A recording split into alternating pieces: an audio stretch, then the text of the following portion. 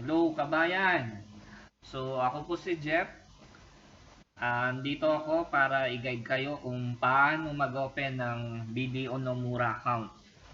So, sabi nga nila, ang kadalasan tanong, ano ba yung mga requirements sa pag-open ng BDO account, Nomura account?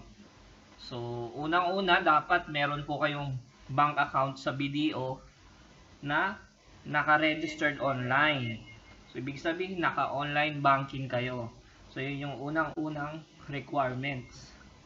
So, kapag meron na kayo nun, pwede po kayong mag-enroll as BDO Nomura user account. So, pwede po kayo nun magkaroon ng account. So, bakit nga ba maganda ang Nomura account?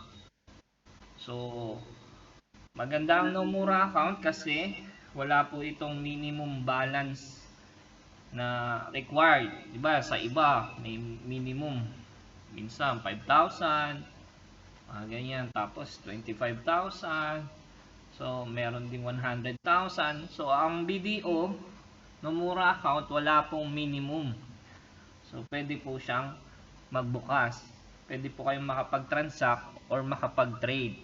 So yun po yung kagandahan. So pangalawa, wala pong mga additional requirements.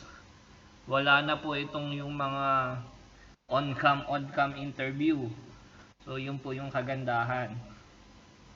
Pangalawa, madaling mag-fund. Kasi kung meron ka ng BDO, dun mo na lang padaanin, diretso lang, transfer lang yung account. So but next time, turo ko po sa inyo kung paano din mag-deposit o mag-fund dun sa inyong trading account. So, ang unahin natin is yung pag-enroll ngayon. Yun yung ating topic. So, una muna, punta po tayo sa BDO website. BDO Nomura homepage. So, click lang po yun. And then, makita nyo na po. Yan, nandito na po tayo sa ating online. So, ito po yung BDO Nomura web page. So, click nyo lang po ito or tapat nyo lang po yung mouse, automatic makikita nyo po login. So pag hindi po kayo user, ang i-click nyo po enroll now. So enroll now, ayan na, how to open an account. So mababasa nyo yan or pwede nyo pong panoorin dito yung video, or in shortcut po makinig na lang po kayo sa akin, pero the same lang din naman po yon. So ito po actual. So yan, pag click nyo dyan, mag-login lang po kayo. Excuse me. Gamit po dito is yung inyong online banking username at saka online banking password. The same lang. So i-type nyo lang po dyan kung ano yung username nyo. So yan, Jeff Addict, diba? Hindi pa ako natutokhang. So hindi po kasi ako addict sa gamot, no? Addict po akong tumulong sa kapwa. Nax. So type lang po yung password. Yan. Medyo mahaba. Siyempre dapat mahaba ang password, baka ma-hack. So kailangan yung safety and security ng account nyo, no? So, click nyo lang po yung login. Tapos, magantay lang po tayo ng text sa ating Nomura. Yun, nag-text na. So, ilagay lang po natin yung ating password na na-receive. Yung one-time password na tinatawag. 281. So, pagka text sa inyo and submit lang, click submit. So, wait lang po tayo.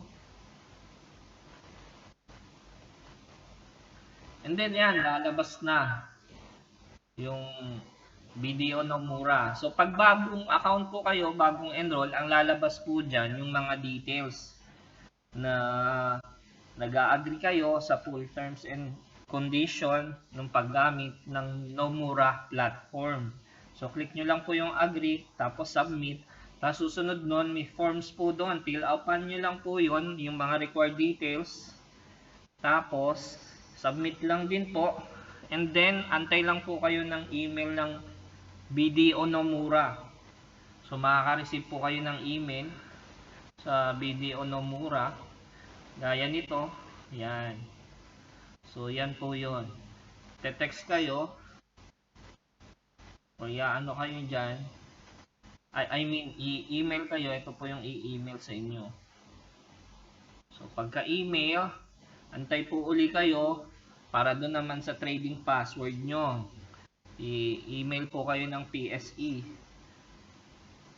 Tapos, matcha-change nyo na po doon yung inyong password. So, balik po tayo dito. So, ito po, nakita nyo po, may laman na. So, nakapag-trade po ako. So, yun lang po, kabayan. Napakadali lang po ng proseso. Ngayon, mag-aantay lang po tayo ng 1 to 3 days para ma-activate ang inyong account. Sunod ko pong ituturo sa inyo, kailangan ko lang po ng like button or subscribe dito sa video para gumawa po ulit ako ng additional video. Sunod po na gusto pong ituro is yung pagpa-fund or pag-deposit, paano pag-withdraw, tsaka paano pag-trade, yung first trading nyo pa, yung unang pagbili ng inyong stocks. Sige po, salamat. Subscribe po, huwag pong kalimutan. Bye bye kabayan.